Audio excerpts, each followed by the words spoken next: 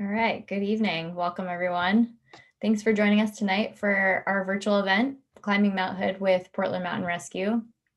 We'll be talking about routes beyond the south side tonight. So I'm Jess Joyner with Mountain Shop, and tonight we're joined by Matt Zavortink and Scott Branscombe, both heavily involved volunteers with Portland Mountain Rescue, as well as avid climbers of Mount Hood.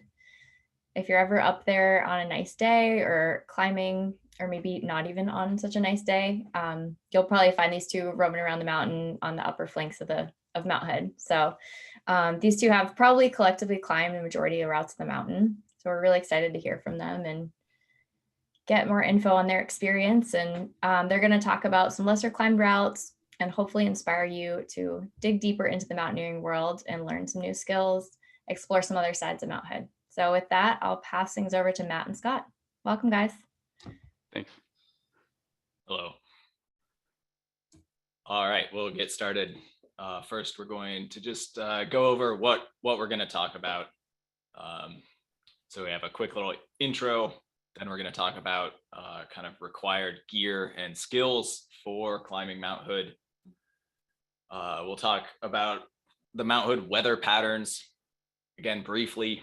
Then we will go over a lot of the hazards, the different hazards you might encounter while climbing Mount Hood. We have a lot of slides about the hazards, but I think they'll go pretty quickly. We will talk about some sort of peculiar or idiosyncratic challenges of climbing Mount Hood. And we'll go over a bunch of specific routes. We're not really planning to do like a textbook style, like go through every route and say all the information about it. But we will do a little bit of that, and we're happy to answer any questions about other routes.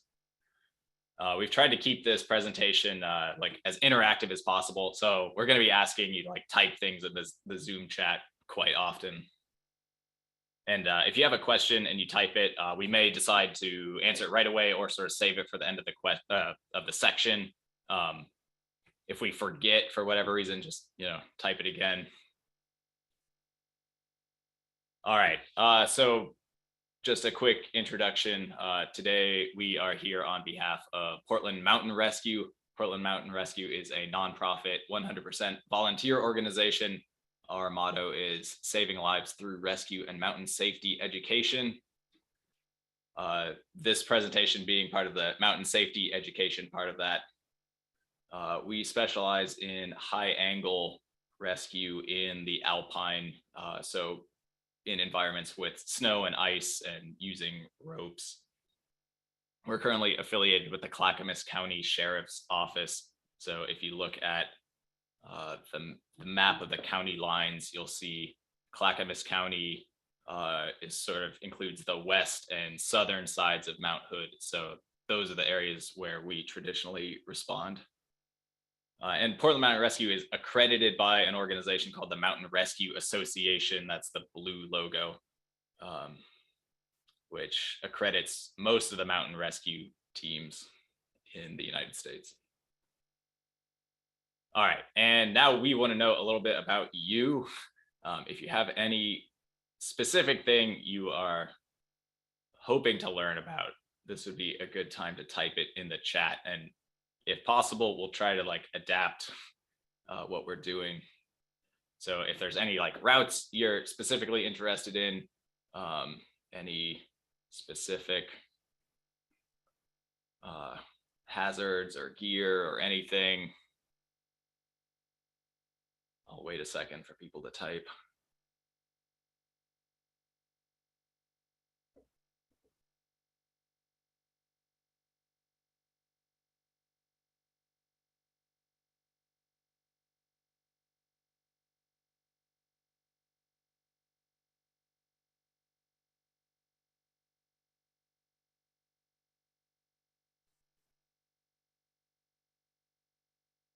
A lot of good ones in there already.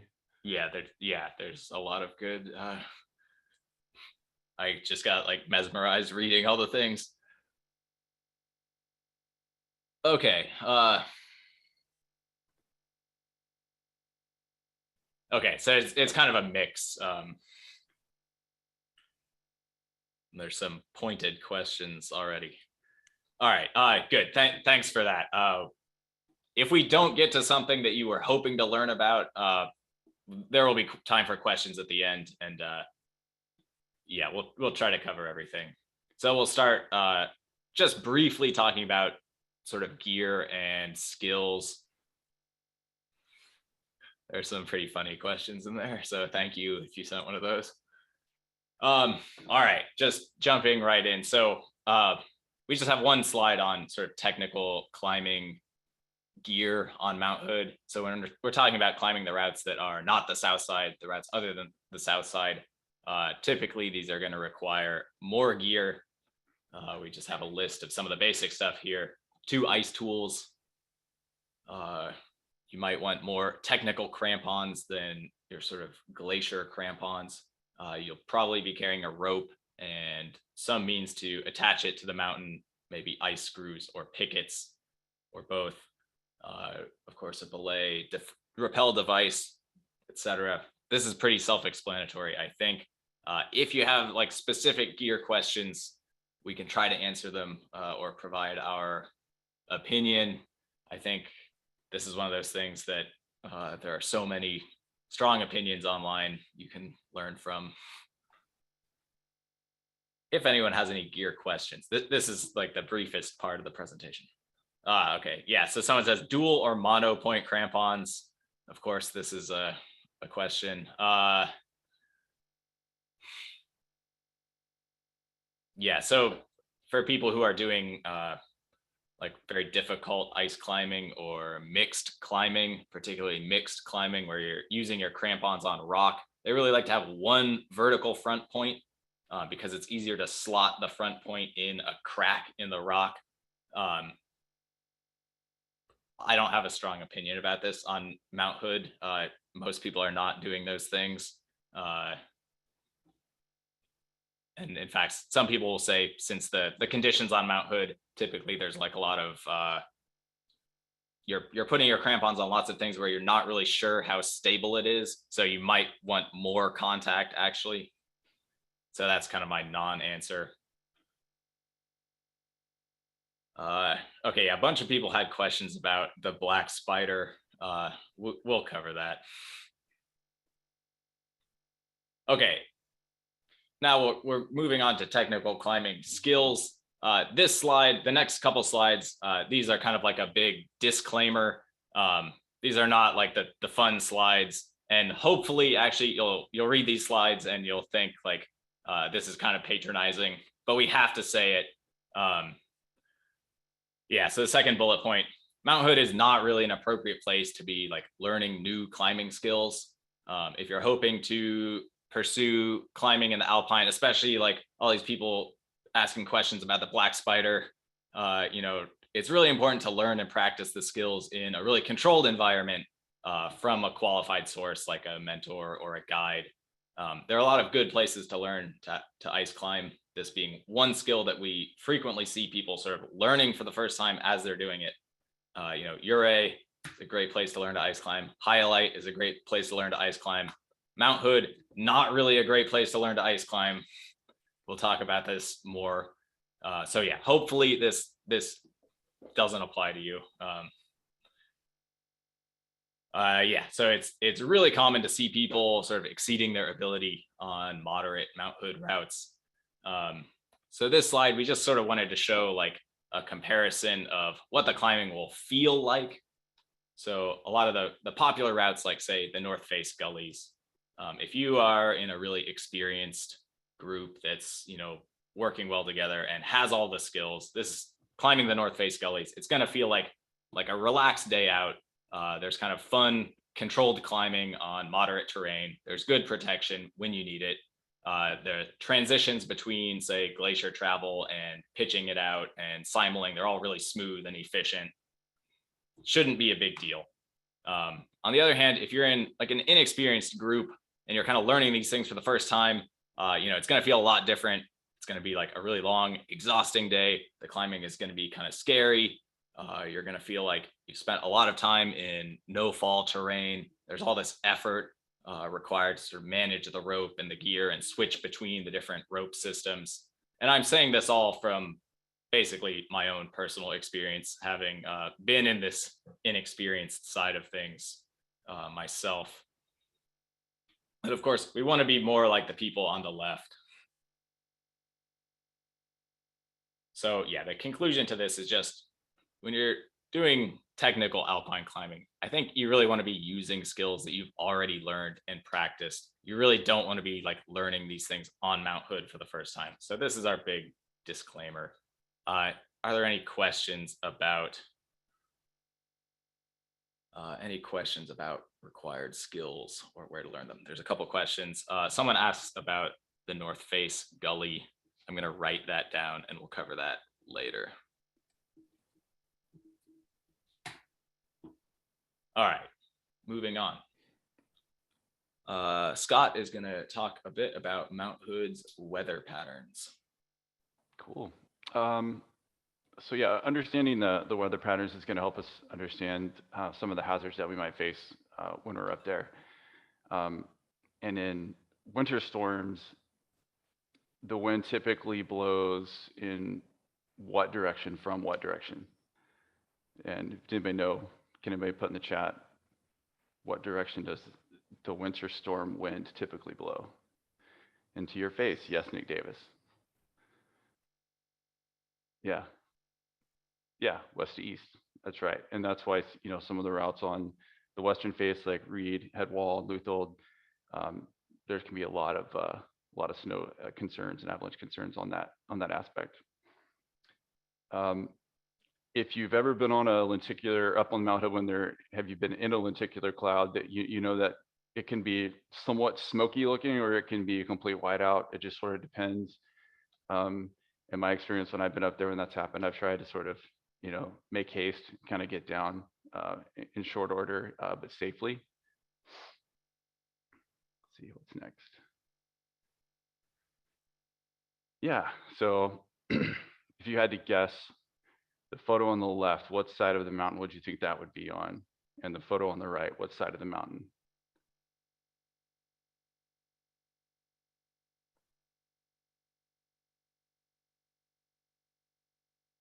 Okay, yeah, there you go. Somebody got it. South and east. So yeah, the photo on the left is from the south side and the photo on the right is from the east side. And those two photos are pretty close together in time too. Let's see. Are you doing this one, Matt, or me? I can take it. So the difference in the previous two photos was that the photo on the left from the south side, someone said that was just the pearly gates. You were right. I think that was the left pearly gate.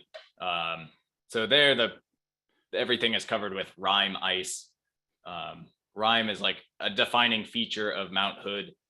So RHYPE is basically, well, here I have, so the precise definition: formed by supercooled water vapor freezing to a surface. So frozen clouds, basically. RHYPE is going to form on the windward side of objects. So on Mount Hood, we're usually going to see it on the west and south sides, less so on the other sides. And the RHYPE can be pretty solid or it can be really brittle. So it should always be treated with a lot of suspicion and skepticism. Here's just a photo of a unique RHYPE feature. And we're going to keep talking about RHYPE sort of over and over again throughout the presentation because it's just such a common thing on Mount Hood. All right, now we're moving on to the hazard. So yeah, just to recap really quick, we just talked about two weather patterns. So the direction of the wind, always coming from the west, going to the east during the winter, and the RHYPE ice. These are just two things that we always want to keep in mind, sort of whenever you're on Mount Hood. Most of the hazards are influenced by these two things. Okay, so first we're going to have a few interactive photos. I think we have 5 or 6 photos. So I want everyone to just try to type in the chat what you think the hazards are in the photos. And I'll say one thing: most of these photos are mine. So everyone has permission to, you know, if you think something looks like really bad or unsafe, feel free to call that out. We won't be upset. All right, so yeah, just in the chat, we can speculate on what the hazards are.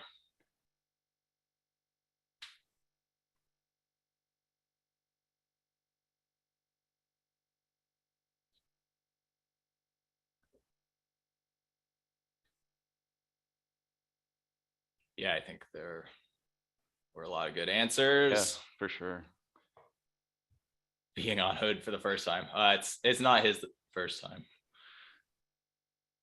Yeah, so okay, clearly the ice above this climber looks like RHYPE. And these formations in the back, I think everyone can see my cursor. The formations in the back are in the sun. So someone says it looks a little late in the day, which I agree with. The main thing I'm worried about here is like falling RHYPE. A couple of people said the person is in like a chute, which is also true. That's one of the things we're going to talk about. Most of the moderate climbing on hood is in these like sort of garbage chutes, unfortunately. One thing I would also add to this, it looks like there's some rocks right sort of under his feet. So I'd be a little suspicious of whatever the medium is that we're climbing on. It could be really thin ice or thin snow coverage. All right, here's another photo. Same person. Maybe a similar photo, but there is one other big hazard here to talk about.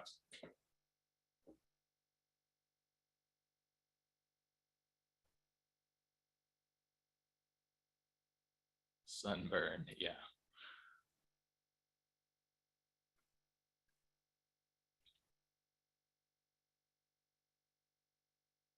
Okay, yeah, a bunch of people said Fume Rolls. So yeah, good.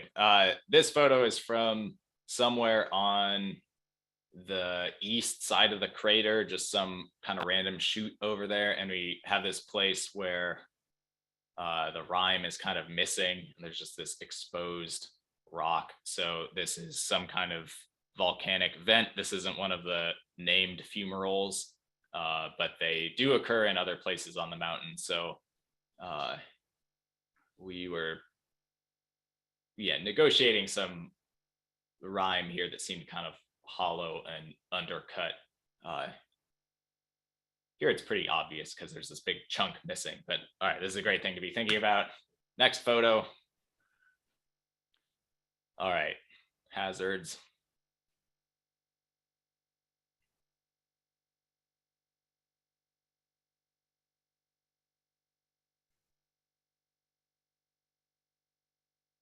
Yeah, you can, I think saying, it's steep, that is a legitimate, that is a hazard, like recognizing that the climbing is hard.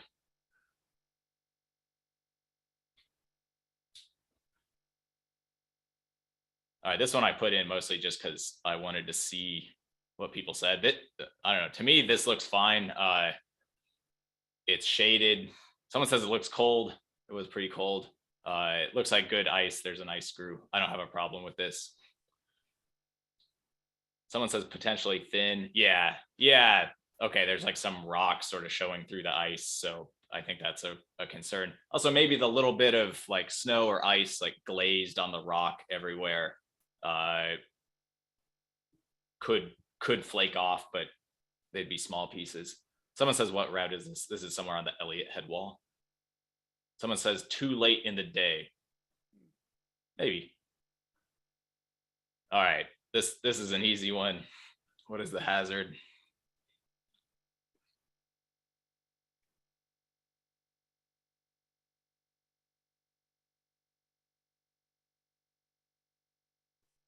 Yeah, obviously. Yeah, Josh, huge rocks falling and sliding. At some point it turns into boulder fall and not just rock fall. This is beneath illumination rock, so there's this huge piece back here that had obviously fallen and slid. All right, I think this is the last one for now. What are the hazards?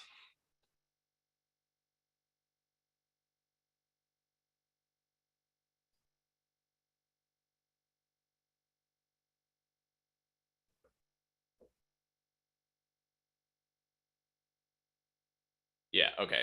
Someone says bergschrund, or there's some kind of crack here, a bergschrund or crevasse. People are correctly recognizing this as the reed, or people on the way to Lutholds. This is actually not my photo. Some people are saying they should be roped up. All right. Yeah. Good. Oh, we have one more.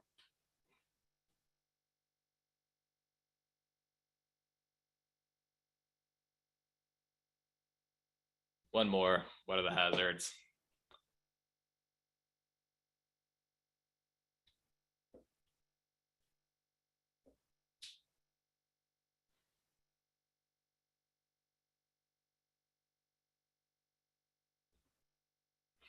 Frozen mud. Yeah, okay, it's obviously super sunny in this photo, and we're on some kind of route with bad rock, exposed rocks that look pretty loose. So this one's pretty obvious as well. Someone says this could be thin. Yeah, maybe. Like up here, there's clearly some rocks sticking through the ice. So okay. All right, here are the hazards we're going to cover in a little more detail. All the typical objective hazards on Mount Hood are amplified a little bit on routes that aren't the south side. So we're going to talk about weather, Fume Rolls, avalanches, falling debris, glaciers. We have one slide on sort of the greater rescue complexity if something were to go wrong. This whole thing is kind of also true for subjective hazards. To climb things besides the south side, we need, maybe better climbing skills and technical knowledge and all those things. All right. So yeah, first we'll talk about some problematic weather. Hopefully this is kind of review for everybody, but of course we have to go through it. So we'll talk about two kinds of problematic weather. Whiteouts. Whiteouts can develop pretty quickly. You can be somewhere where it's sunny, and then 30 minutes later you might be engulfed in a cloud. I think the most frequent cause of whiteouts on Mount Hood is going to be high winds forming lenticular clouds over the summit. We had a photo of that before. Another type of possibly problematic weather is extreme cold or storms. Today, we usually know when these things are coming. They're pretty predictable with today's weather models. So I think these are becoming less of a big issue as time goes on. Okay, here's someone approaching the north face, approaching the summit through the north face. What's like the concern here?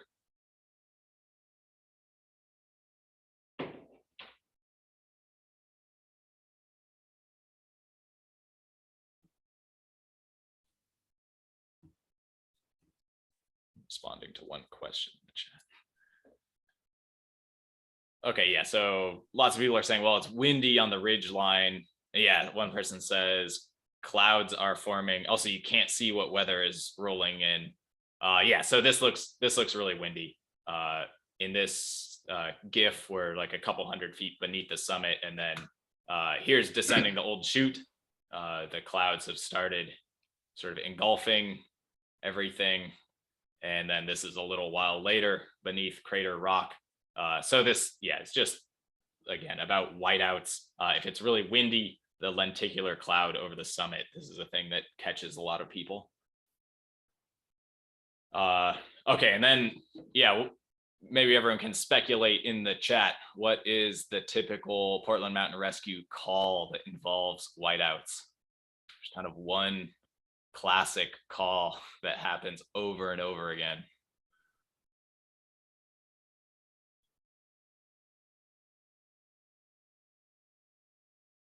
Yeah, if you said lost, you can be more specific. It's a specific type of being lost, or a specific location where people get lost.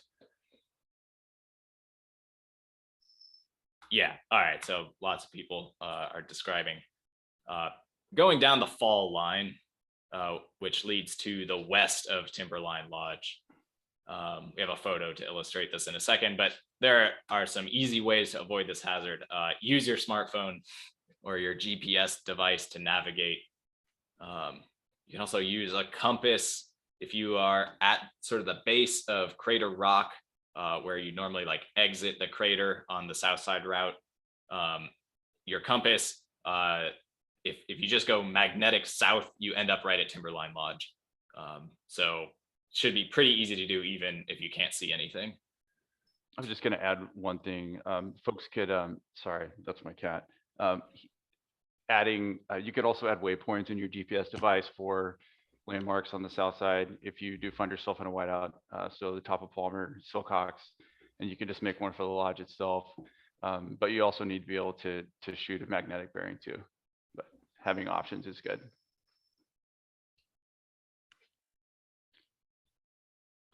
Okay, yeah, one more bullet point. Obviously, if you find the top of the lift, that's a good way to guide yourself back to the lodge.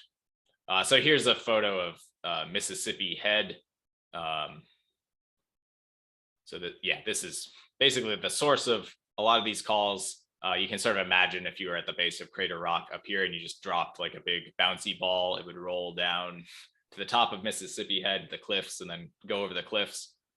So when people descend in whiteouts, they frequently end up over here. I think we're not allowed to talk about it yet, but there was a very recent PMR call involving this. Actually, someone beneath Mississippi Head down here.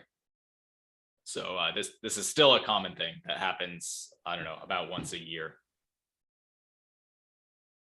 All right, we'll talk about winter storms as well. With today's forecasting tools, it should be pretty easy to avoid getting caught in storms. So I don't know, we should speculate, why does this still happen? Because it does still happen. If you want to type in the chat, what do people do that causes them to get caught in storms?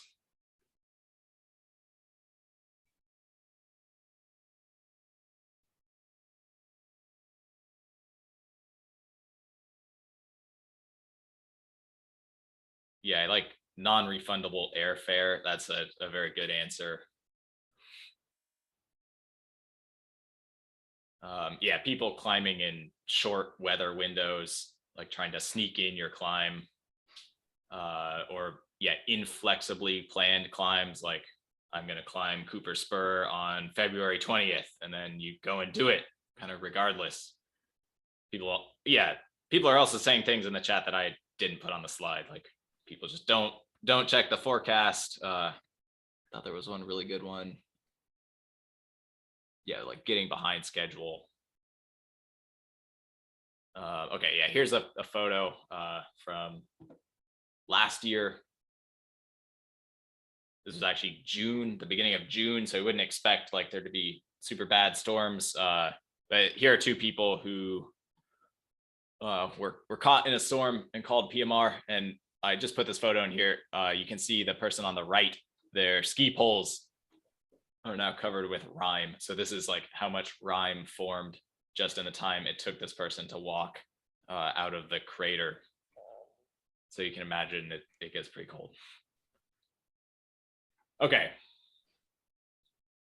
We'll talk just briefly about weather resources. So the three standard resources that I think everyone is checking: mountainforecast.com, the NOAA point forecast. I'm going to jump to the last bullet point. The NOAA point forecast, if you click on this link, or you Google NOAA Mount Hood, you can click on the Mount Hood summit and it gives you a forecast for that point. That forecast is generated sort of automatically through some kind of computer program. If you read NWAC and you read the weather forecast section there, my understanding is that it's written by NOAA meteorologists looking at weather data. So yeah, NWAC and NOAA are sort of similar, but one is a little more human. The NWAC forecast is more human. So yeah, people in the chat are saying, don't trust mountain forecast. Yeah, I always look at all of them. And then here's another thing that I think people should know about. This is from the University of Washington, and it's called the time height forecast. So allegedly, this is what Timberline Mountain Guides uses. One interesting thing about this forecast is it often shows these kind of hidden weather windows, where if you look at NOAA or mountain forecast, it just says like snow or rain or whatever. looking at the graph on the right, which is very hard to read, but basically that the dark green is going to be rain or precipitation. So sometimes you'll see like precipitation, but it's all sort of underneath, say like the 850 number. And this would be a day where like maybe it's sort of socked in up to the top of Palmer, and then above that it's actually clear and sunny. So this model will show things like that the others don't. This graph is very difficult to read and very unintuitive. If you Google better PNW weather forecasting Cascade climbers, you can go read the thread on cascadeclimbers.com and start learning how to read this from there. I think this is very accurate and not many people know about it yet. All right, moving on. Scott's going to talk about Fume Rolls. Yeah, so people generally think of the Fume Rolls as a Southside hazard, and they are, as far as we know. Those are sort of some of the largest ones on the mountain, and the ones that are encountered most by people on Southside routes and people descending the Southside from other routes. So they're basically an area that emits these two different types of gases, hydrogen sulfide and sulfur dioxide. And you've more than likely been able to smell that if you've ever climbed the South Side and you've gotten up into Devil's Kitchen. Sometimes you can even smell it down at the lodge. It's a hazard similar to standard crevasse, and that's true because they can melt holes into tunnels under the snowpack. Sometimes those can be hidden by thin snow bridges. And on some of the routes we're going to talk about today, that's a concern for approaching some of those other routes, is that they're in areas that not a lot of people travel through. So you might not necessarily have a burned in boot pack to show you the kind of the way through it. Those gases can be deadly. This is a system, PMR has a system to monitor, measure, check the levels of things. I'm still personally learning about that system. I don't know a lot about it yet.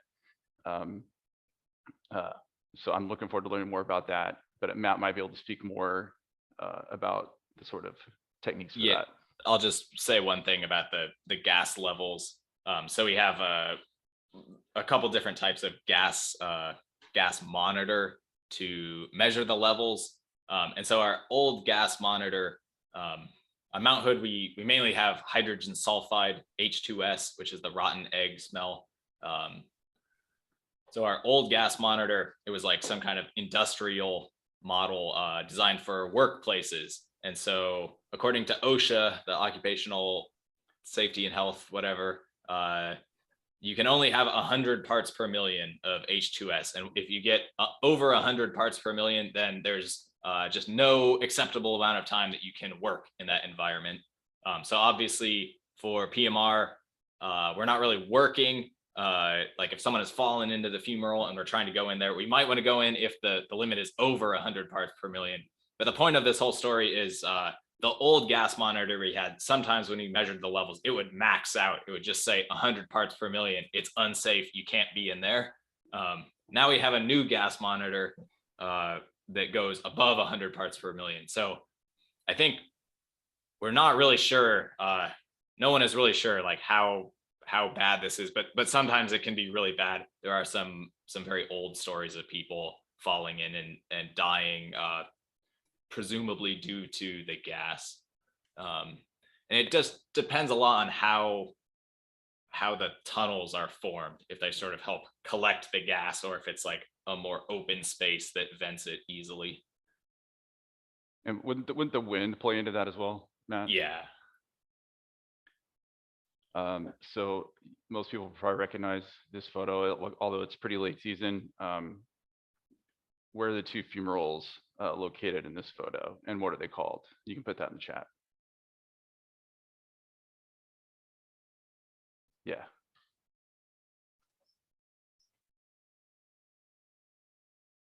Yeah. Devil's Kitchen and Hot Rocks. I'll add one thing to this as well, which is it seems like the Devil's Kitchen Fume Roll, if you've been up there recently, like in the last couple of years, you may have noticed this. The Devil's Kitchen Fume Roll seems to be like undercutting the snow sort of where I drew this arrow. So like the path that everybody just walks up to get onto Hog's Back. Now everyone is walking over some big chamber in there that I think is caused by the Fume Roll melting things out. So we do kind of know where these are, and it's a pretty well documented, well-known hazard, but they still do some unpredictable things, especially as the glacier in here is kind of shrinking. So it's always something to be concerned about. Let's see. Does anybody know of any non-standard routes, non-south-side routes that have fume rolls that come to mind? I guess we already gave the answer away to that. Yeah, some of them, yeah. Yeah, people say why east? Anything that gains like the east side of the crater. Yeah. Yeah, here's a photo from on top of the crater where you can see there's kind of like this undercut area. In my experience, there's usually not a lot of snow accumulation up here. So typically there's nothing really deep to fall into, but almost every time I've been up here, I've punched through into something. Someone else that says Crater Rock. Yeah, I think if you try to get on top of Crater Rock, you probably walk over a lot of undercut stuff. Definitely. Okay, we'll move on and talk about avalanches. Many routes on Hood hold significant avalanche danger.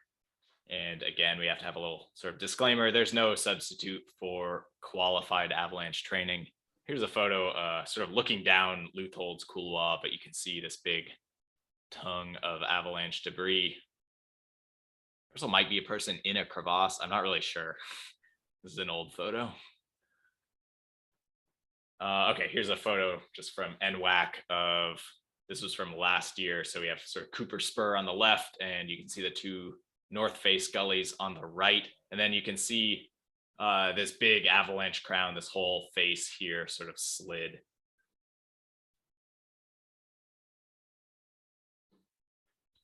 And this was the recent photo from NWAC. Here is the Black Spider. This was this occurred during the last big round of storms. So there's this huge crown at the top of the cirque. They were saying it's probably 10 or 15 feet high. So yeah, lots of routes have avalanche danger. Sorry, I should rephrase that. All of the routes have avalanche danger. We should remember the typical wind direction. So the wind is usually coming from the west to the east. So sort of typically we would think the east side is going to be the wind loaded side. So these would be the routes like Y East, the Y East face, and then the Newton Clark head wall. But also this is a photo of the Reed head wall. And that, yeah, so this is on the windward side. The wind is sort of blowing into this face. But I think it's just such a large feature that this also kind of collects snow. So I think most of the people who are always climbing up on Mount Hood, they all avoid the eastern and western sides after storms.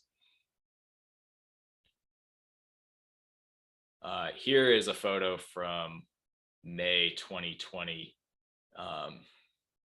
And you can see it's a little hard to see. It helps me if I like change the angle of my computer screen, but you can see this big tongue of avalanche debris down here. So this was from a rescue call where two people were climbing Leuthold's couloir and triggered an avalanche. And the forecast showed like less than a foot of snow 2 days before. So it didn't seem like a super concerning amount of snow, but it was right after a storm. And it was late in the day. Anyway. Wouldn't that be outside of their NWAC's reporting time frame as well? Yes. Okay, so yeah, there wasn't necessarily that resource to have. Yeah, I think there wasn't any NWAC. Yeah, someone is asking about that in the chat. So yeah, final thoughts. Always check NWAC before climbing. Of course, we should all know that the avalanche forecast it's not really supposed to apply to the high alpine, but typically in the Alpine, any sort of problems that we might have at lower elevation, they could be magnified. They could be a lot worse. Someone asked if that would, a couple questions about what type of avalanche that was. I'm not sure. This is my photo, and I forgot my transceiver, so I was stuck at Illumination Saddle. I couldn't go over there, so I didn't see it up close. I had to take a nap during the rescue. Okay, if you want to pursue winter climbing on Hood, qualified avalanche instruction is highly recommended. But I think there are some PMR people in the meeting. If one of them knows what kind of slide that is, you should tell us in the chat. I think it was a slab, actually. Okay, Scott's going to talk about Rockfall.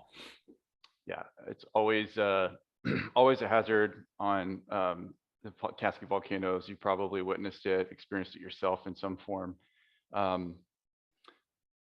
South side routes largely safe. Yeah, hazard exists from beneath crater rock up until the summit rim. So yeah, but that also includes Old Chute. That includes the Pearly Gates, West Crater Rim, anything with these giant RHYPE towers overhead, which is pretty much all of it above crater rock.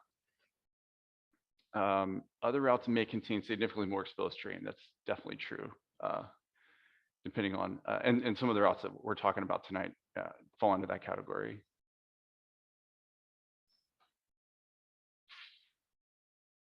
Let's see. Here we have a silly interactive slide. Your friend says he climbed Devil's Kitchen head wall, variation 1, last weekend. That's the slot in the middle of the photo. He said it was great. You get there and it looks like this.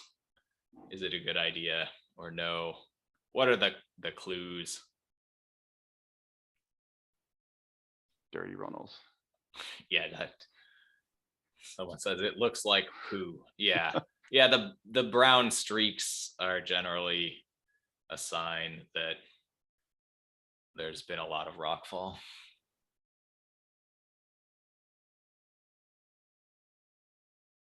Yeah, so really the rockfall, it's going to be a problem on any route that's not like cemented by RHYPE. Where things are held together by RHYPE, then we have a different problem. Where they're not held together by RHYPE, all the rock on Mount Hood should be treated with a lot of suspicion.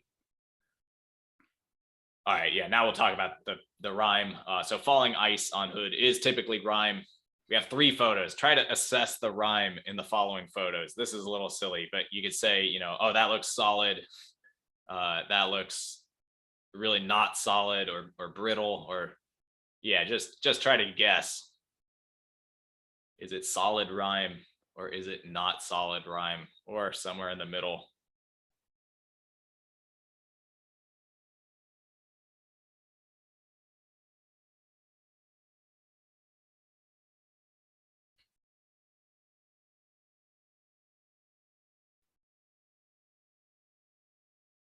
Okay, yeah, it seems like there's a consensus in the chat.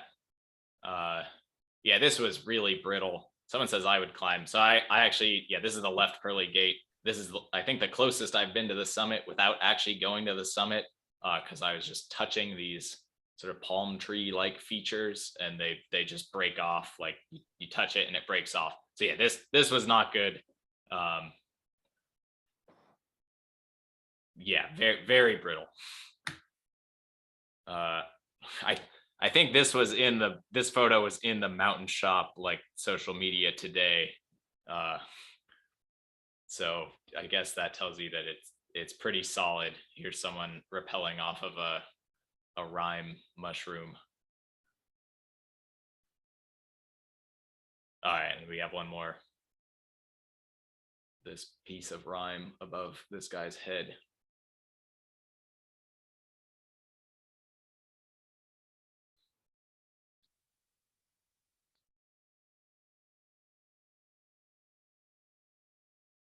Looks sketchy. Yeah, okay, people don't like this one. I agree. So this looks like, late season, because there's like this random blob of RHYPE, but then no RHYPE on the surrounding rocks. So like the rime that was covering all the other rocks has already fallen off, and it's just a matter of time until this one. All right, let's see. We have more things about falling rime. What observable factors typically make rime less stable? So yeah, this is a good place to just type lots of things in the chat. What are we looking for that's making it less stable?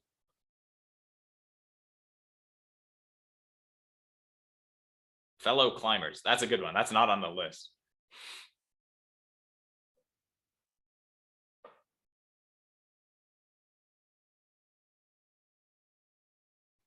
So here are all the things I wrote.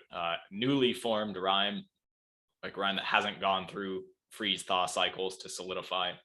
Also old and rotten rime that's been there for a long time. Warm temperatures, direct sun, high winds. So these are all things, really for me, the high winds and warm temperatures. I think those are days that for me, I try to avoid any of the routes like Lutholds or the Reed head wall where there's going to be a lot of rime above you. Someone says high winds made Luthold very bad Saturday morning. Yeah. How would you recognize recently formed rime? When I wrote that, I was just thinking in terms of the weather, like, so that the photo with the sort of rime palm trees, that was like November or some month like that, where, you know, Hood hadn't been climbable, and then there were a bunch of storms, and then I went up there, and then there were like the rime palm trees everywhere, and they were just breaking off. So it's not so much about like looking at it and seeing that it's new, but just kind of keeping track of the weather. What is considered high wind? Two people asked that.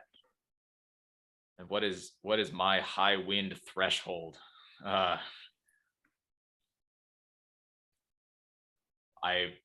don't know how to answer that. I think for a route like the Reed or something where you're just underneath all of these rime formations, you know, it could be really bad with, say, like 30-mile-per-hour winds if there's something else making it unstable, or if it's really cemented in there and good, then maybe the 30-mile-per-hour winds wouldn't matter. So yeah, I guess a good thing to think about, like, say you're actually climbing, like you want to climb the Reed head wall and you're at Illumination Saddle. What should you do to figure out, you know, if the falling rime is going to be a problem? There's a couple of things you can actually do. You can speculate in the chat. There's two things I always do.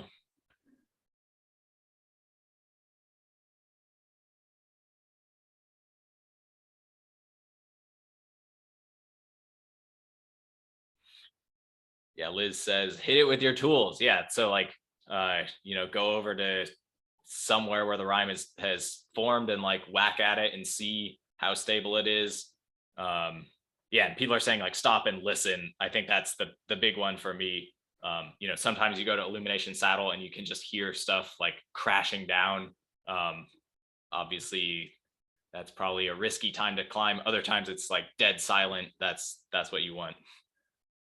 Yeah, so the last time I was there, it sounded like a waterfall. Yeah. Not good. And okay, one more thing. How does the topography of this route magnify problems with falling debris? We kind of already covered this. Yeah, it's a chute or a funnel or terrain trap. So yeah, this person's beneath all of this rime that could fall off. Okay, one more note about icefall. There's too much text on this slide. Compared to mountains like Rainier, you know, we don't really have a lot of problems with like falling seracs on Hood, but they can happen. You know, there are things on the PMR website, like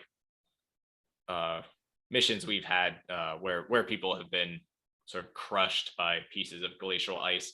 And if you find any sort of feature where you can, like, I'll say, go inside of the glacier, then this is a really big risk that you're running, especially if it's warm out.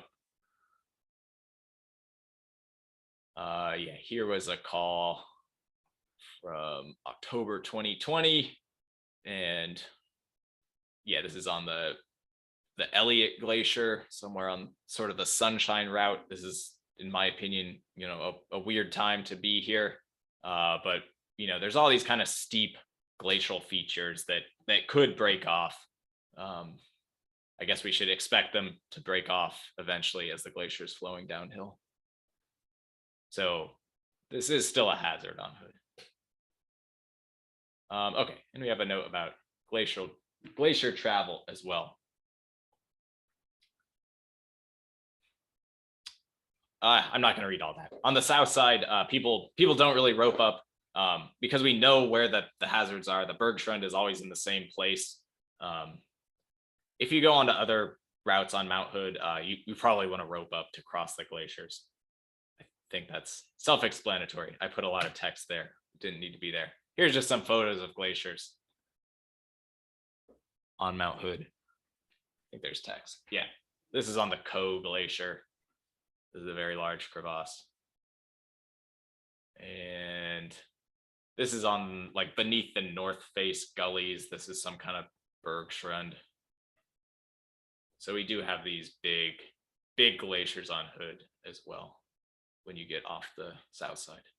Okay, and this is the last hazard we're talking about, rescue complexity. So we'll just talk really quickly about sort of the standard PMR rescue, which would occur in the crater. Like say you're climbing the pearly gates and you slip and you fall and you break your leg and you can't walk out. We have like a very established practice protocol for how to deal with this. The subject is going to be placed in a litter. We're going to use people to basically drag the litter downhill. It's going to be on belay using our very long, very heavy 600-foot rope. This is a relatively simple procedure. But as soon as you get away from the south side, I think you really don't want anything to go wrong because the whole rescue process is going to be much more complicated. Here's a photo from Illumination Saddle from the same day as the previous photo with the Avalanche. This was a lot more involved because, of course, there was the sort of lingering avalanche hazard. There was the fact that we had to cross a glacier to get there. We had to raise the litter up the slope to Illumination Saddle. So the complexity really quickly sort of, yeah, it grows. It gets a lot more complicated. Okay.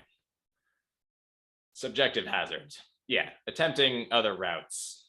I'm not going to read this one either. You need more technical skills and experience in gear. I think we've hammered this point home enough. Okay, we're going to talk really quickly just about a couple like peculiar challenges about doing technical climbing on Mount Hood. This is maybe useful for the people who are asking about kind of obscure routes like Yoakum and the Black Spider. This section will apply a little bit less to, Cooper Spur, the people who are asking about that. So 3 things that stand out to me that make climbing on Hood sort of challenging. First of all, there's rime everywhere. We keep talking about the rime, but sometimes it's really difficult to know what you're climbing on. Another challenge is that the rock is, of course, really bad. It's hard to assess whether your pro is good. Thankfully, all the standard Mount Hood climbing doesn't involve touching any rock. So you don't have to do this unless you're doing kind of obscure stuff. The third thing, the conditions are just really variable. So you can have routes that are basically very reasonable, and yeah, maybe this does apply to even the moderate routes, like say Lutholds. Some days you could climb Lutholds and the snow just is not suitable for pickets. So the conditions are strange and change, and sometimes something that should be pretty simple, like there's no way to protect. All right, so we have some photos. So yeah, this, is it rime? What is the guy climbing on? Is it rime or is it water ice? If you want, you can speculate in the chat.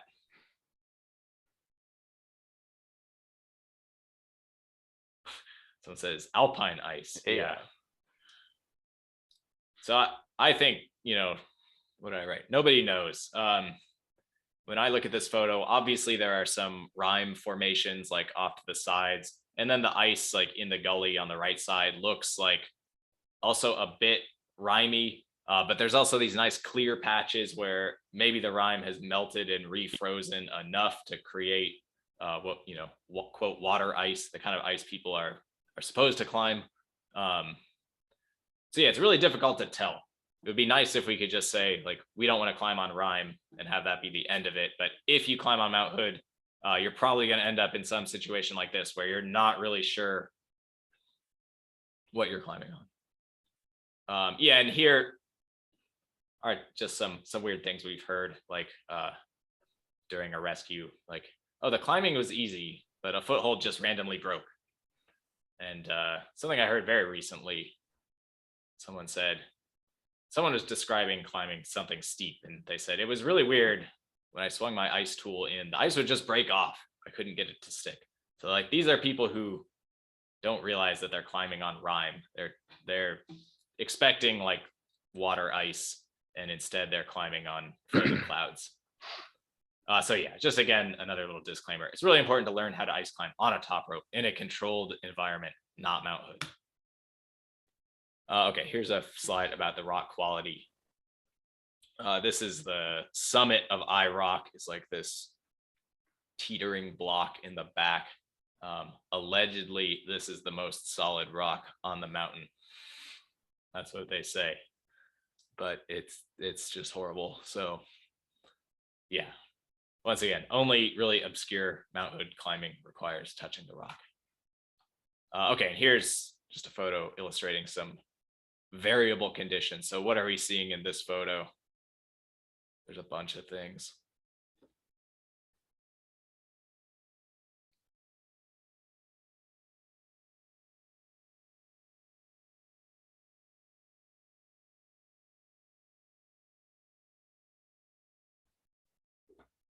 Yes, so we have some RHYPE on the left. It's a chicken heads, yeah, little RHYPE blobs on the left. Someone said wind loading. Someone said wind scouring. Yeah, so there's some kind of wind affected snow on the right. And yeah, actually there's another sort of clue, like there's this little mysterious dark area here. So this could also be some kind of heat vent or Fume Rolls situation. This is on the east crater rim. So yeah, this is just a demonstration of like how we can have some very different conditions in a really small area.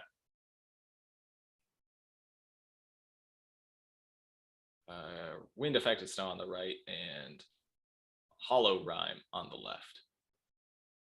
One way that the variable conditions make things challenging frequently, in my experience, are if you do like a section of steeper climbing on Mount Hood, you might be thinking like, oh, this is really reasonable, like there's good ice or something. But then these sections are always followed by like a big open bowl. So here's a picture of, on the left, this is the Frick Amos route. And there's good protection, there's ice screws, there's occasional rock protection. And then when you get above this sort of crux pitch, then you're in this bowl that's just really sun affected, and it's just like loose snow. Not good for pickets. There's nothing to put an ice screw in. So things can just transition really quickly from being reasonably protected to very difficult to protect. This is something to think about if you are planning on doing any sort of climbing like this. All right, now we'll do a quick overview of the routes. So this is a little bit, we're trying something new this year. Sorry, first, all right, we have to have another slide. Something else first. Yeah, we have to talk about our familiarity with the South Side. It's really important to be familiar with the South Side routes, even when you're climbing something else. Based on what people are typing in the chat, it seems like everybody is. But typically we're descending the South Side no matter what we've climbed. A kind of bad reminder of why this is important was this kind of famous accident in December 2006. There were 3 very experienced climbers who climbed the North Face gullies. They were not from Oregon. I think they might have been from the East Coast. I'm not sure. But they climbed the North Face gullies. They became trapped in a storm. Yeah, someone says Texas. That sounds right. They became trapped in a storm. They were unable to find the way down, which, having been up there in whiteout conditions, yeah, it did make sense. Everything just looks the same. One of these people was discovered in a snow cave. The other 2 are still missing. So yeah, kind of a gruesome reminder, but it's good to have the south side descent really dialed. In ideal conditions, it should be easy to figure out, but of course it's complicated by bad weather and darkness and exhaustion and all these things that can happen, if you take a long time to climb something hard. Okay, here's what we're trying. This is different. Yeah, the other 2 have never been found. All right. Everyone will tell us in the chat what routes are visible. This is just the satellite imagery from Google Earth. So let's try to label all the routes.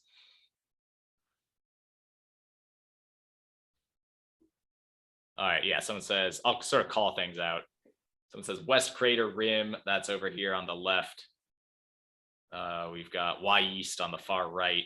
Of course, we have Pearly Gates, Old Chute. We have, yeah, Devil's Kitchen 1, Devil's Kitchen 2. The next slide has all these things labeled, don't worry. Steel Cliffs. The chat moves very quickly.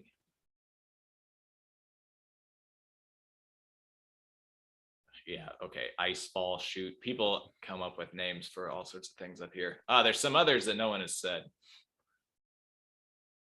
For all the people asking about obscure climbs, there are some obscure climbs in this photo that no one has mentioned. Probably not a mountain project either. Yeah, maybe not. Someone says, yeah, you can top out the reed over here on the left. Yeah, Castle Crags. Okay, that's this buttress on the left. Okay, so here's the same photo with some Microsoft Paint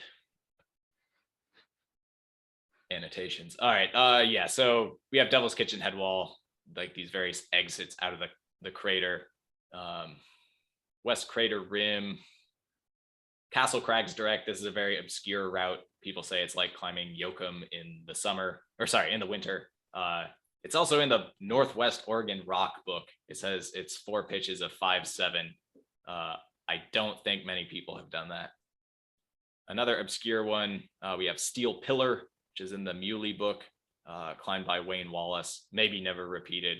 It says Alpine Ice 4, so it could be steep. Also Men of Steel, nobody said Men of Steel. This is kind of similar to the other Devil's Kitchen headwall variations, but a little bit steeper. All right, moving on to the east side. Here there are only 4 things to label.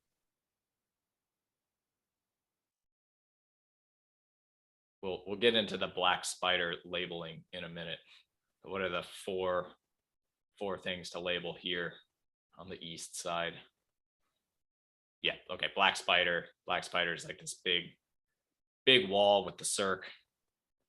Cooper Spur on the right. Yeah, Newton Clark head wall and Y East. So yeah, the Y East face is the big feature on the left. Then we have Newton Clark head wall. Then we have the Black Spider. Then we have Cooper Spur. Newton Clark head wall. I think this is like a ski objective. I'm not really sure.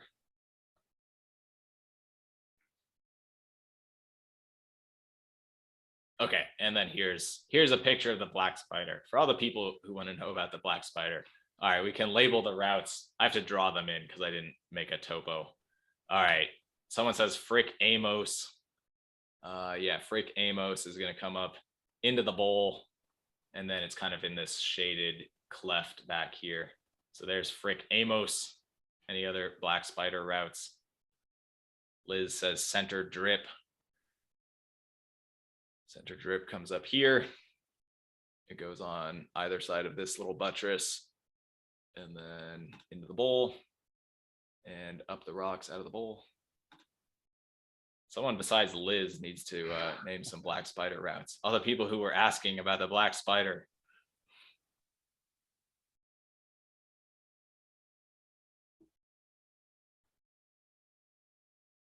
The chat is oddly silent. Someone says best time to climb.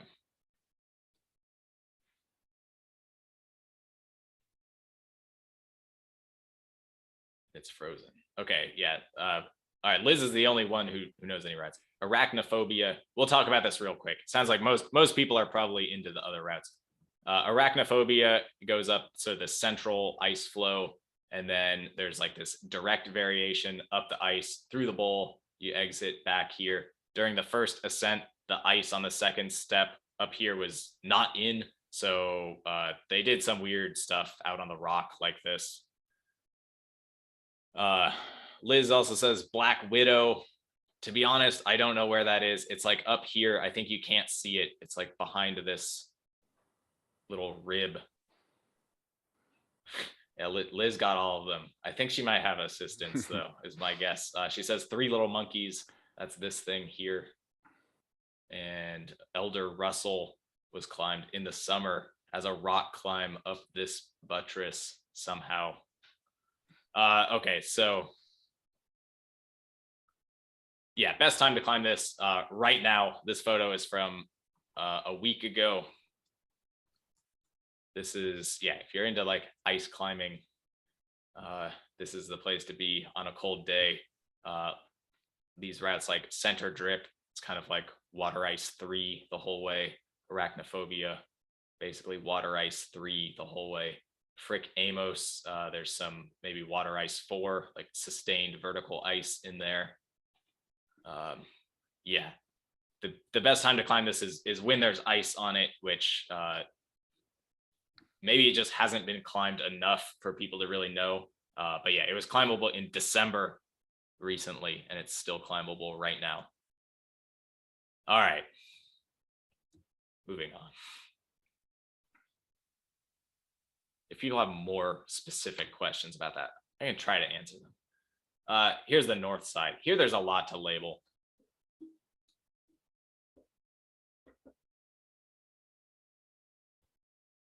All right, start calling out routes in the chat. Our audience participation is waning a bit. All right, yeah, we have Sunshine Route, Cooper Spur, Elliott Headwall, North Face Gullies, Cathedral Ramp, thank you. Snow Dome. Yeah, that's not really a route, but this thing is called Snow Dome.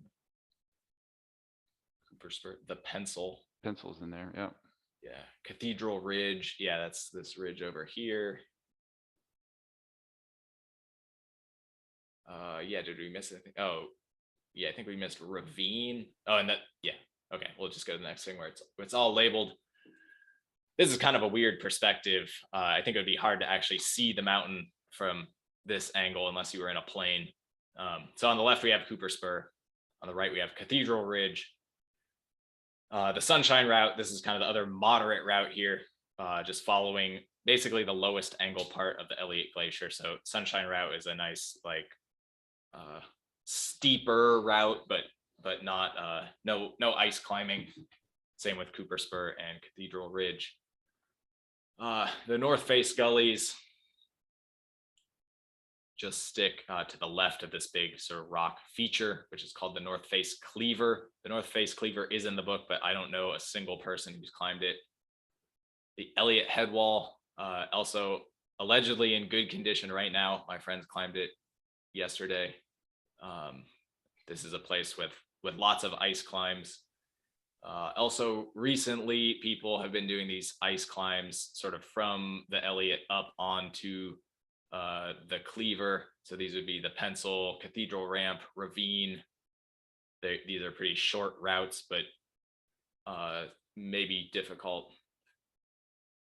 Yeah, and then we also have the Co Glacier down here, which people try to climb in various times of year, like the fall. If you go in the fall and it's really cold, So all the snow is melted and it's just like exposed glacial ice. There was a photo of this earlier. I guess if you want to climb steep glacier ice, this is where to go. Here's the Lad head wall. Nobody climbs this, but there is a trip report about it online. I think it's hard to get there. Let's see. Someone's asking, what's the north face slope just below the summit from the old time pics? That pic is in the presentation later. That's Cooper Spur up at the top. Scott's going to talk about that in a bit. Let's see. Yeah, someone asked what Elliott head wall lines are in. I think the one on the far right side. Okay, and the west side. This is the last one. What are the routes that are visible? This one's pretty easy. There's not too much. Yeah, Yoakum, the big ridge in the center. Sandy head wall to the left. Cathedral Ridge is now on the left side of the screen. Reed Glacier is on, this is the Reed Glacier. The head wall is any of these gullies above it. Leuthold being the leftmost gully. I think that's everything. I guess Castle Crags is still in here. Okay, here's the west side. Okay, yeah, so now we'll go into more detail on basically just a couple routes. Seemed like there was a lot of demand for like Cooper Spur and Leuthold and things like that. So we have some slides on those. Scott is going to cover those. We'll talk about Devil's Kitchen head wall. And yeah, then if there's any, I think that's kind of the end of the presentation. So if there's any like really specific questions, we can cover them after that. Yeah, real quick, here are some resources to learn about different routes. Books, we have Oregon High by Jeff Thomas. I see that this book now sells for over $100 on Facebook Marketplace. There's also the Mount Hood Climber's Guide by Muley. And then, various like Falcon guides, like climbing the Cascade volcanoes. They'll have some information about Mount Hood. Websites. For me, I think Cascade Climbers is like this really great website.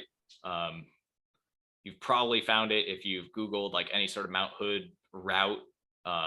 People have been posting trip reports on this website for like 20 years. So it's like this nice historic repository of information. And it all like stays there. It's not like social media where it disappears, but yeah, Cascade Climbers, it's great. You can read like trip reports about anything. Mountain Project has some Mount Hood information, but there's a lot of routes that aren't on there. Various Facebook groups, of course, you could try to get information there. All right, now going over to Scott. Okay, so we are going to cover some moderate slow routes. Unfortunately, we can't cover all of them. We didn't have that kind of time. But today we'll briefly talk about, at a minimum, Cooper Spur, Y East, Leuthold, and a little bit about West Crater. Not sure about Sunshine. We'll see. And just to point out, this photo was taken by Andrew Delabure, who's actually, I think he's in here in the room tonight. So he took that photo of I party going up Leuthold like around, I don't know, last weekend, I think. So thanks for that. It gives a pretty good perspective of Yoakum Ridge and sort of the couloir itself. All right, next slide. So here we go. Here's that old time photo you talked about. So this is the difference of 1894 and 2021 on the finish at Cooper Spur on the summit. This is us going to the top in 22-1. I particularly love the sass on this dude with his alpenstock pointing up in the air and his top hat. That's pretty cool.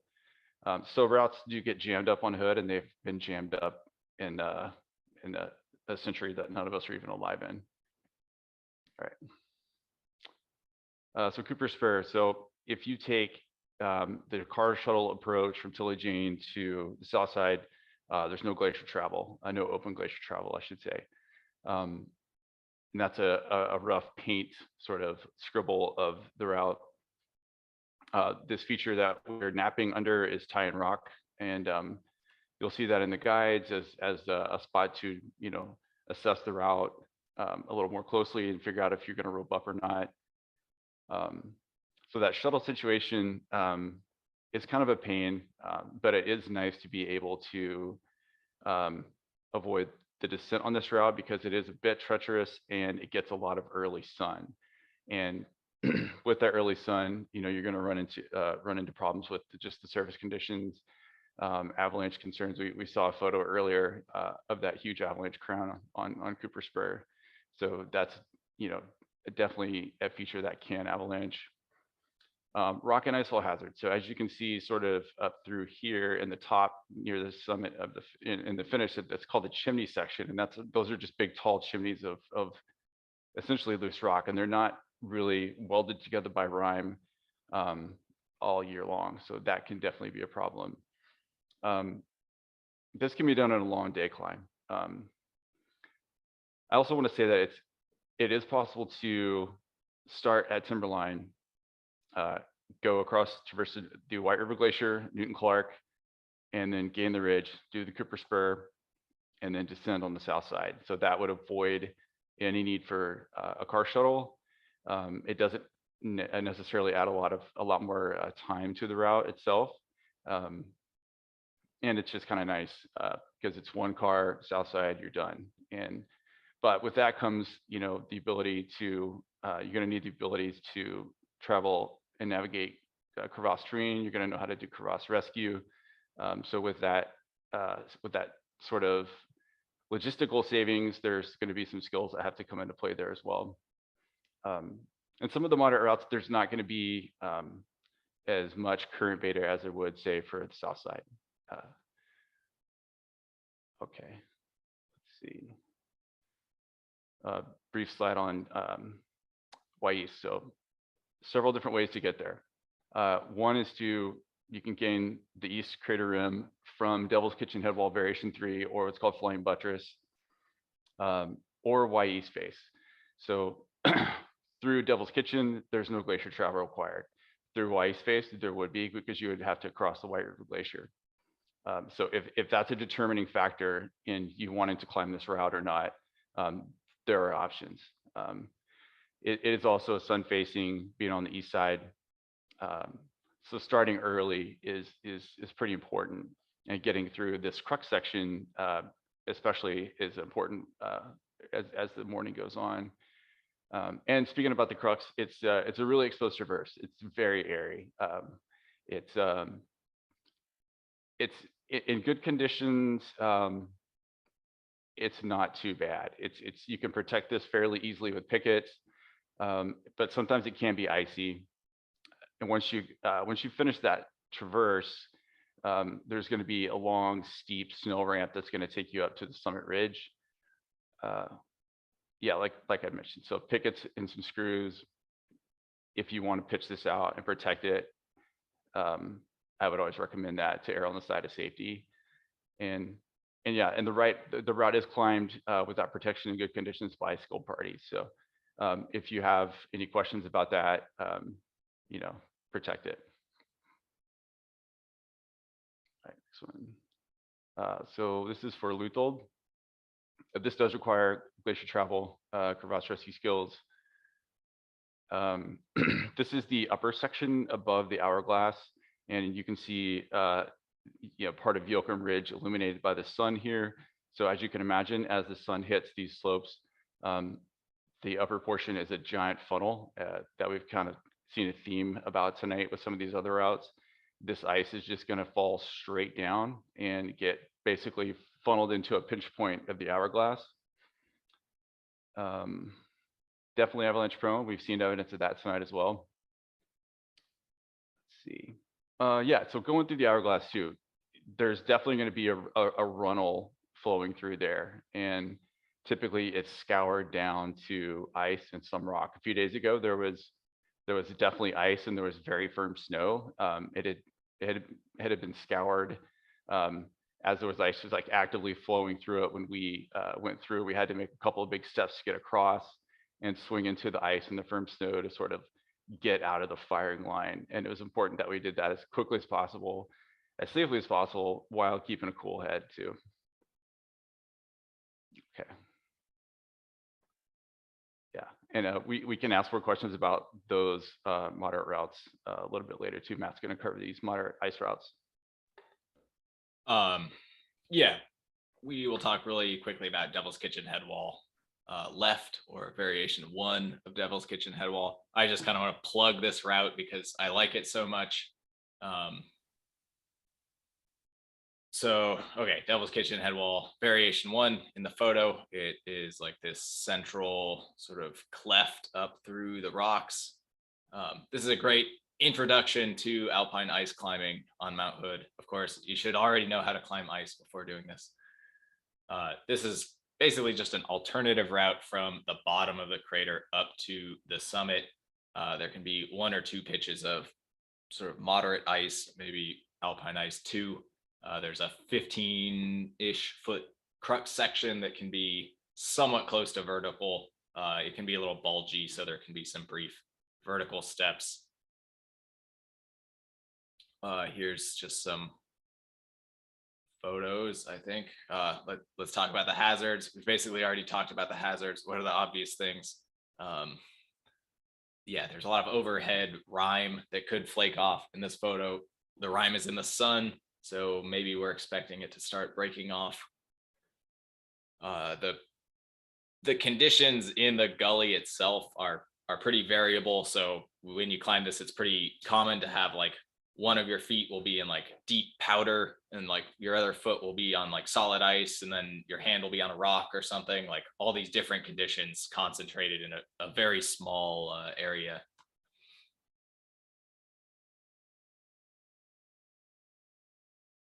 All right, and yeah, another thing about this route that I think now that I see what I wrote, it's hard to see the crux from below when you're in the crater. When you're in the crater looking up, you can see it, but you can't really tell what it's like. So I know if this kind of climbing is like at your limit, it's kind of easy to like go up to the crux and then realize you don't want to climb it and then have to find some way back down, which can be difficult. Another thing on this route, there are a lot of people on it. Last weekend, I noticed there are basically people climbing this from like 5 a.m. to 3 p.m. in the afternoon. We were up there for a long time for some mountain rescue things, and there was just constantly people in there at lots of kind of odd times to me. And it's pretty frequent, like most of the routes like this. It's common to see people kind of exceeding their abilities here. Let's see, here's a photo of the crux when it's pretty fat, just like lots of ice. It's pretty low angle. Here's another photo of the crux where it's a little steeper. And here's another photo where it's about the same.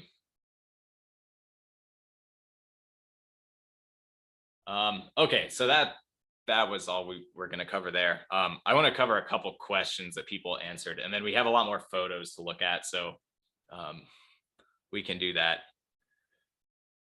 Let's see. So there were some questions about the North Face gullies. Thinking I'm going to go way back to another slide with the Avalanche photo. Maybe just this photo is fine. Okay, so yeah, we'll talk just quickly about the North Face gullies. So I think in my mind, like the North Face gullies, this used to be like kind of the coveted Mount Hood route that everybody wanted to do. Maybe now it's getting surpassed by other things. But okay, so the gullies are these two sort of couloirs you can see even in the satellite imagery. So there's like these two streaks going down the face here. This is definitely like a step up from the Devil's Kitchen Headwall route, but the climbing is kind of comparable. So yeah, the North Face gullies, the specific question was like the length of the ice climbing. So both of the gullies are going to have sort of two steeper sections, one down low and one up higher. So these are the two, quote, ice steps, and then it's kind of moderate snow in the middle. So the right gully, which is the more popular one, the lower step, it's pretty long. I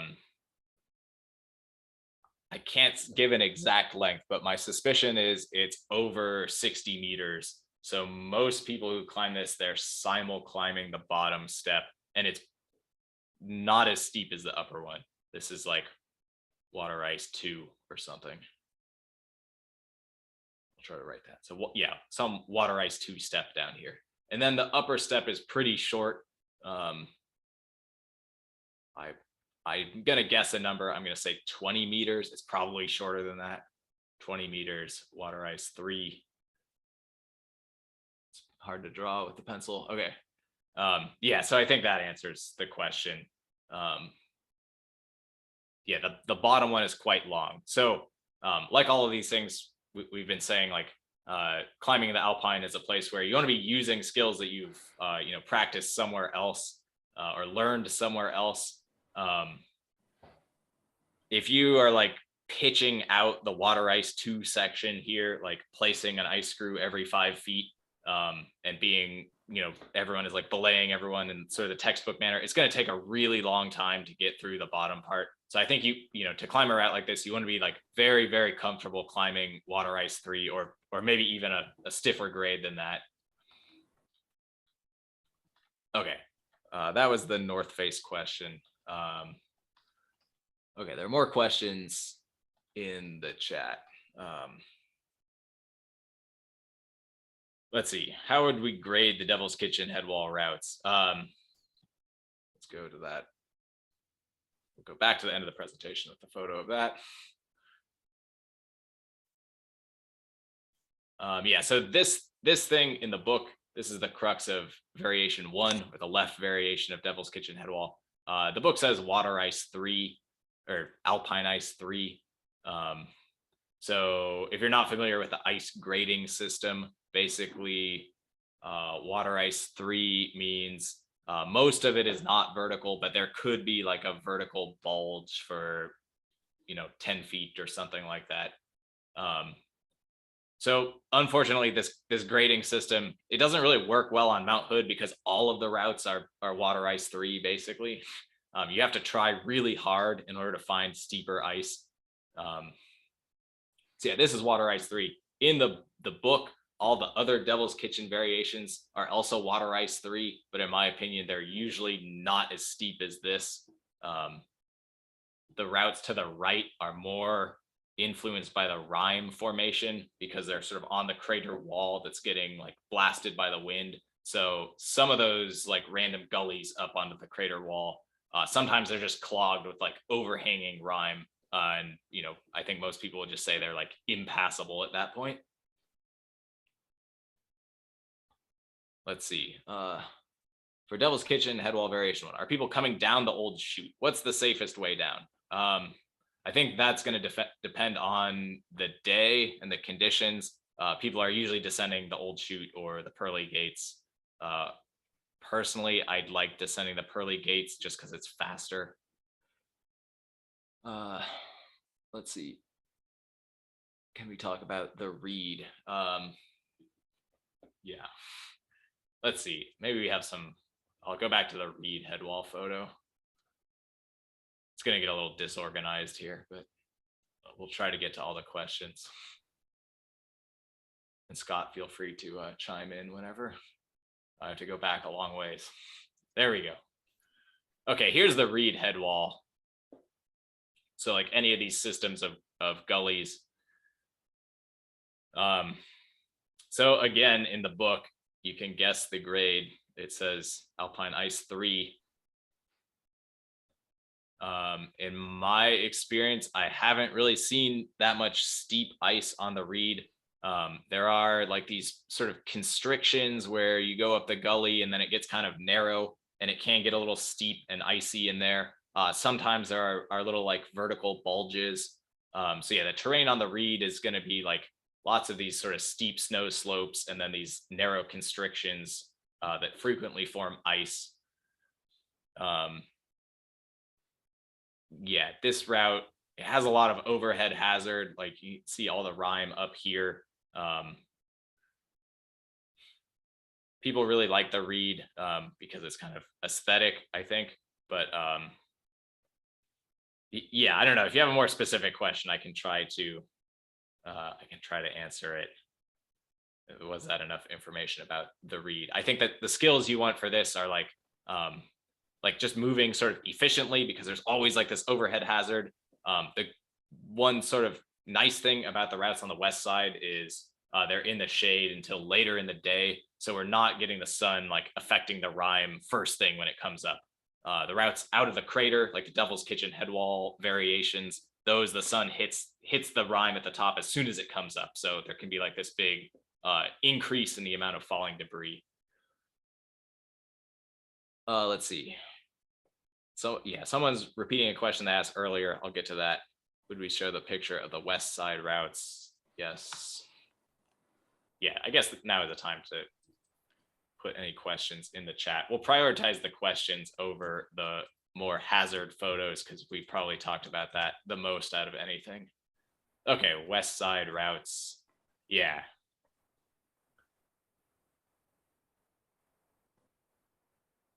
So to access the things on the west side, you're going to come over Illumination Saddle. You're going to go to Illumination Saddle and then drop. Oops, sorry, I stopped sharing. I think I'm sharing it. You're going to drop down over here.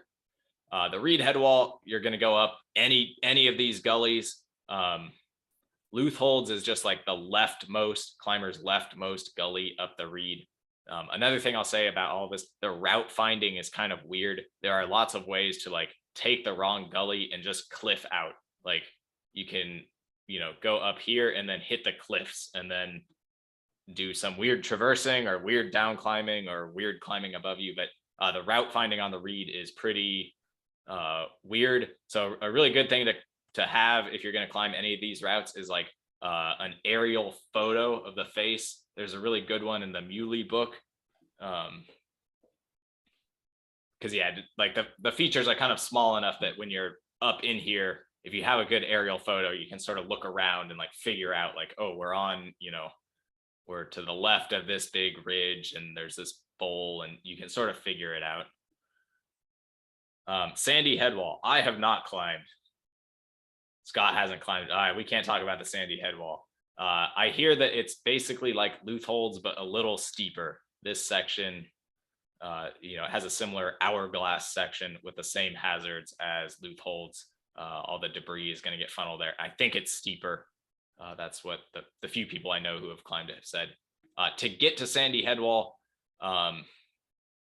yeah, one thing I'll say about this, people are always trying to make it as easy as possible, and they don't want to lose elevation by coming all the way down and around, and they try to cut across Yoakum Ridge, and then they get cliffed out over here.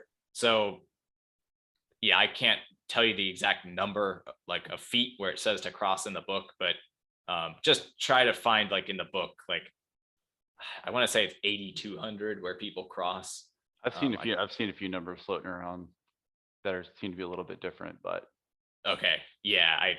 Anyway, I think you want to go under the bottom part of Yoakum instead of trying to get over Yoakum.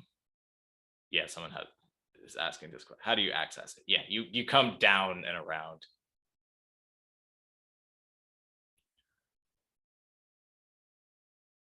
Advice for yeah, I don't know how to answer that one question.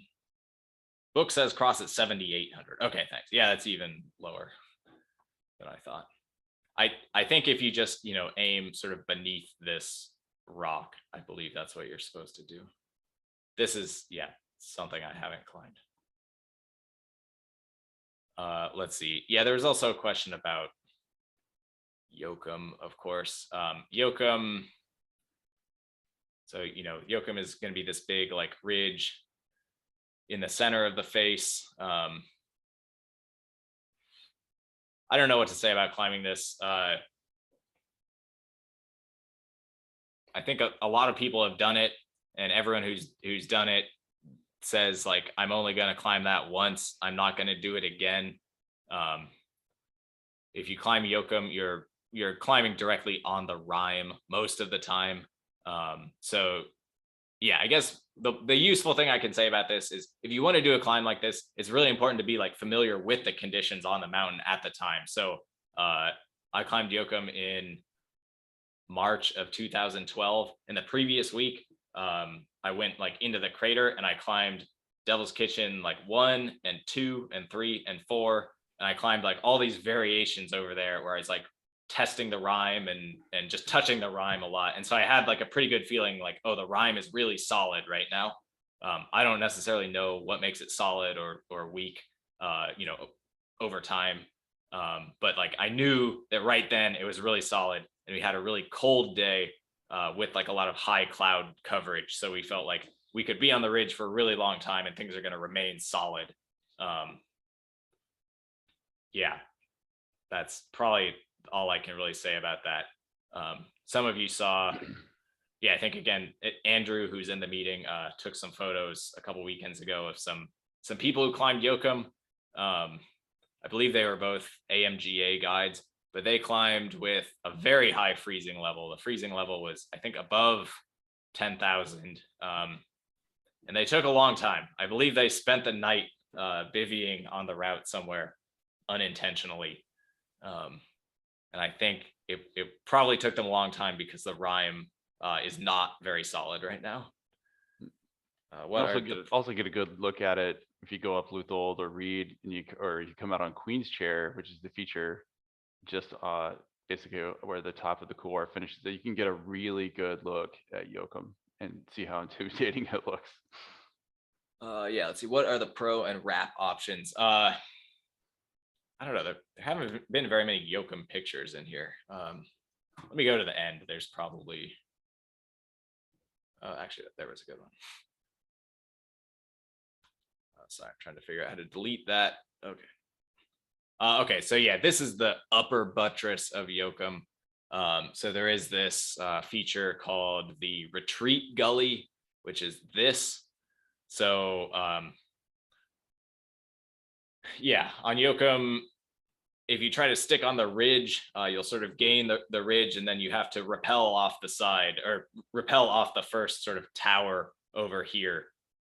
And once you do that, it feels pretty committing. I don't know how you would get down from there other than getting all the way to this retreat gully. Someone's asking to draw Luthold. Yeah, Luthold is just like, you can't really see it because it's behind these towers, but where the people are headed. So yeah, this line here, this is the retreat gully that lets you get off of Luthold, or sorry, get off of Yoakum into Luthold. Also, I mentioned the route finding on the Reed. There was like a classic PMR call where some people tried to climb Luthold and then they accidentally climbed up this gully and then they ended up on Yoakum and they wouldn't come down. Okay, let's see. I think we should move on to the photos. The questions are getting a little, yeah, can you explain more about freezing levels? Okay, so like if you look at mountain forecast, you know, it shows like the temperature and then it has a number, it says freezing level. So this is like above this, the temperature is going to be freezing, and below it, it's going to be above freezing. Sorry, I'm doing too many things at once. Okay, we're getting to the photos.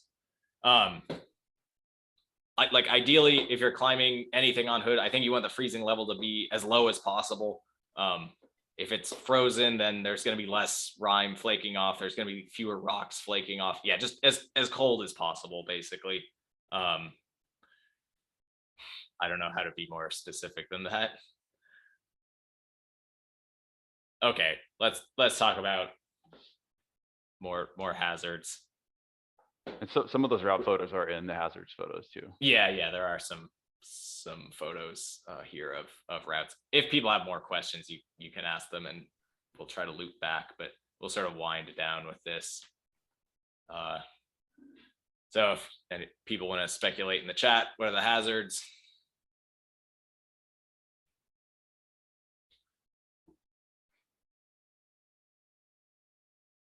Once again, you're allowed to you know, say we're not making good decisions in the photos. Yeah, someone says, need to think about roping for crevasses, hidden crevasses. This is me. I crossed this obviously crevasse area. And then, you know, my friend sort of went in. So we put on the rope after this. Okay. Hazards here.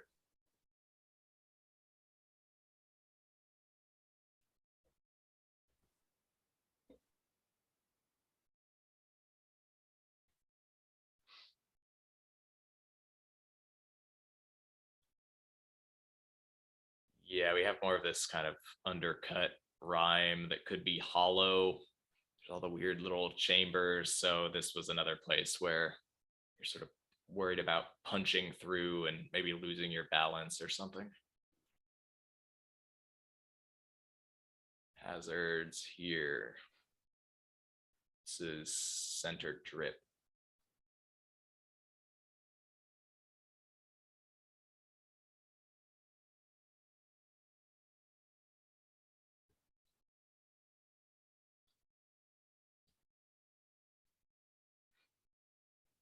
Thin ice. Yeah, I think that's a good one. Or no ice. Yeah, it doesn't look like there's anything very thick over there to put ice screws in.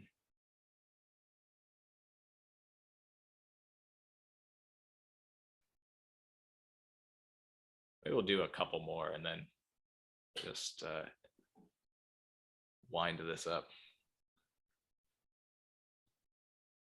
Any hazards here?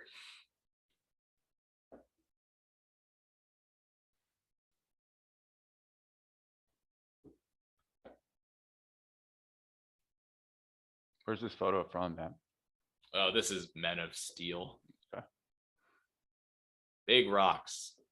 Yeah, okay, I'm not sure what to say about this one. There's some rocks, so probably the footing is a little weird. He's touching a rock. That's weird.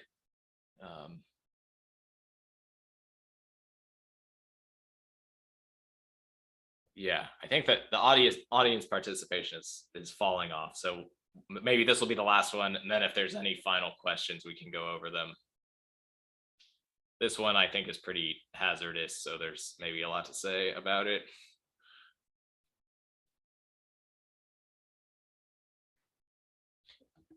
Oh, now there's a lot of audience participation. Yeah, there's all this like flaky ice that looks like it could break off. Excessive stoke. Definitely. Too much. Definitely. I'll make one other comment on this photo that one person said a few times. A lot of these photos, they said they're climbing too late in the day. So yeah, I think that's a good thing to think about. If you learned like about climbing Mount Hood from, say, the Mazamas or something like that, you probably have this idea ingrained in you, like, we're going to climb Mount Hood, so we're going to leave Portland at 10 p.m. and we're going to be, walking up at midnight, and we're going to be on the summit at 6 a.m. and then we're going to be down. And that's great. That works well, like in June when it's warm. It's maybe really important in June when it's warm. If you're doing this kind of climbing that takes a lot longer, it's just kind of inevitable that you're going to be in places like this when they're in the direct sun. Also think about people who climb, much bigger mountains where maybe they're on a route, like an ice climbing route for multiple days. There's going to be, they're going to have to figure out how to manage the sun and the warmth. That freezing level comes into play for sure. Yeah. So I totally agree. Some of these photos, like this one, it's like, well, this would be safer if it was earlier in the day. This is somewhere at the top of the Black Spider. So like he already climbed, he already did his morning climbing before this. Okay. Any final questions?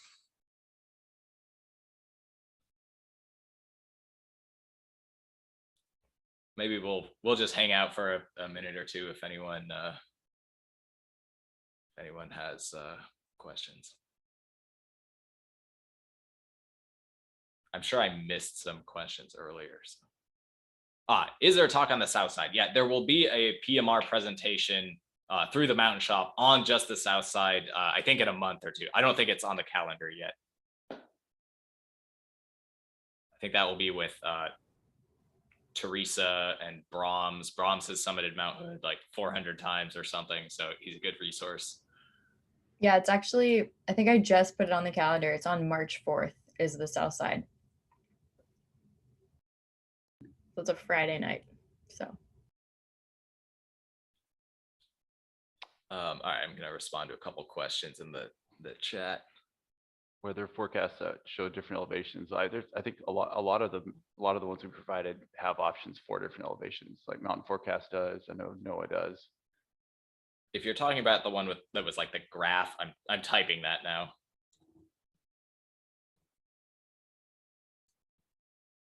You can Google better PNW weather forecasting Cascade Climbers, and you'll find like a thread on the Cascade Climbers website where someone explains how to read the graph. Let's see. Yeah, there were some other. What type of climbing is found on the Sunshine Route? Do we have any photos of that? I don't think we do. I don't think we do either.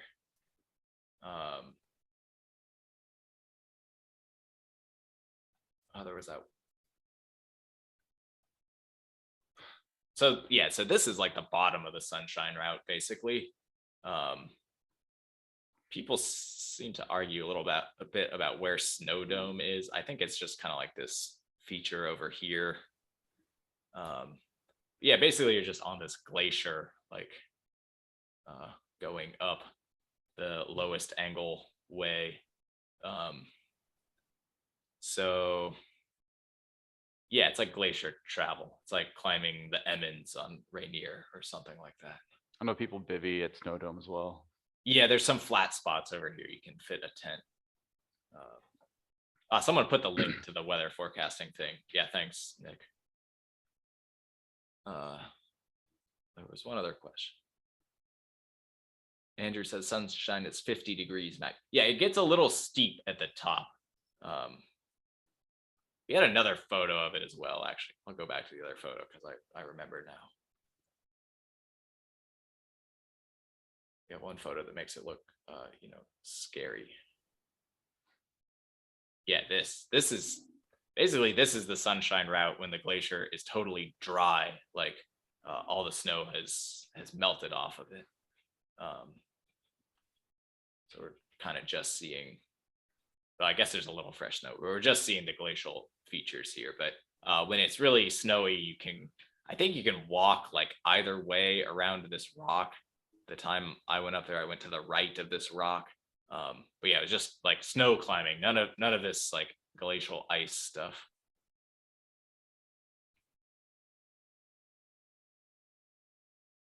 Okay, still more questions.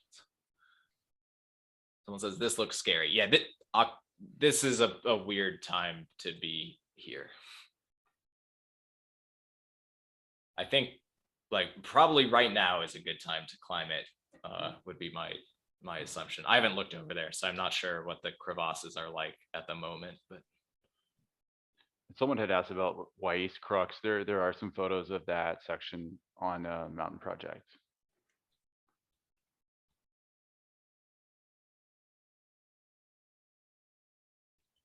All right, I think the questions are finally winding down. How do we grow a rad beard like Scott's? I've been trying for a long time and I haven't figured that out. Stop shaving. there was one question about what your favorite routes were. Did you answer that one? Scott, go ahead. I don't know. I think one of my favorite routes is Luthold or probably Way East.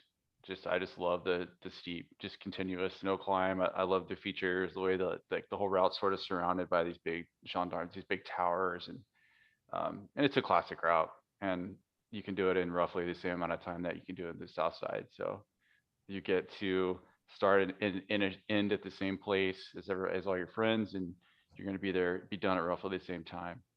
And it also gives you unique perspective of the other side of the mountain. And it's fun. I was going to say something on the Black Spider, but maybe actually Elliott Headwall. I don't know if we have any photo. Yeah, like here's a photo of the Elliott Headwall part of it. The Elliott Headwall, it's all so high that, yeah, you can kind of climb interesting things up there, even on warm days, and it stays icy. At least last year, it stayed icy into May, I think.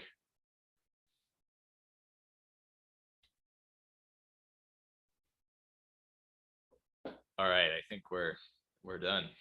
Thanks everyone for attending, and there is another PMR presentation in a month. Yeah. Yeah, thanks so much to both of you for taking the evening to just go in depth on so many routes on Mount Hood. I know people are obviously really curious. There's a lot of people on the call tonight. So huge thanks to PMR for being there for us. And thanks to everybody who joined and participated tonight. I will send out a recap email. This will be posted on YouTube so you can watch it again and look at some of the slides again. As Matt mentioned, on March 4th, we'll have the Southside presentation. So tune in for that. Yeah, if people have follow-up questions, is there a place I can direct them, or is there maybe an email for PMR or something that you would want to share?